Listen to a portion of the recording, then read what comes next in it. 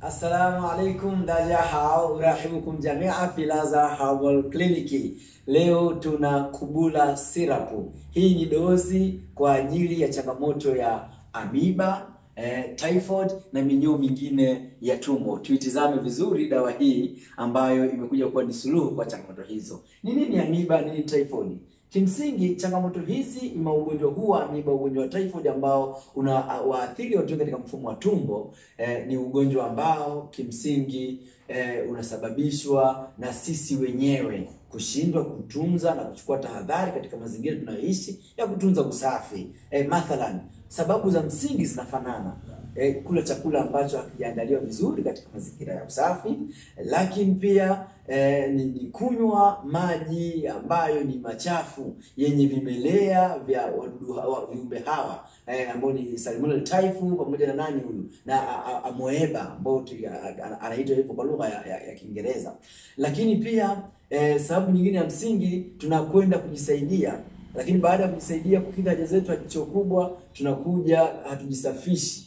Kama hatujisafishi tunakwenda kusambaza vimelea vile vya typhoid ikiwa mtu atakuwa ameathirika na bakteria ima na kiumbe huyo ambao ni protozoa, ni cell organism.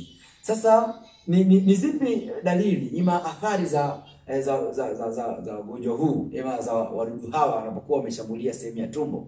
Moja, kwanza ni tumbo kuuma, maumivu ya tumbo makali. Lakini jambo lingine, dalili nyingine ni mtu kuharisha mara kwa mara, kuharisha damu au kuharisha vitu kama utelezi. Lakini dalili nyingine ni dalili nyingine ambayo kimsingi inatokea ni kuwa na athari zaidi ya wadudu hawa kushambulia viungo muhimu na nyeti katika mwili wa binadamu. Mathalan, amoeba anaweza kusafiri kwenda kwenye ini, kisha baadaye ikaleta changamoto katika ini la mwanadamu. Lakini huyu Salmonella typhi yeye pia anaweza kwenda kwenye kushambulia utumbo, anashambulia utumbo kwa kasi mpaka kuweza kupasua utumbo ule, ima kuleta madhara ya mchubuko katika utumbo, baadaye ikapelekea ukaanza kuhisi na madonda ya tumbo na kadhalika.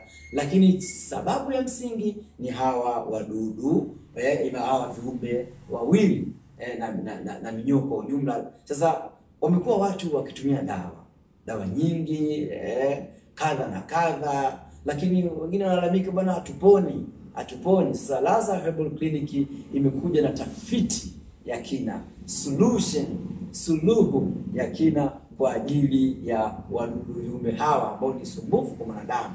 Inaitwa Kubula Syrup. Jipatie dozi yako mapema ili uweze kuepukana na adha iliyokukuta kwa muda mrefu.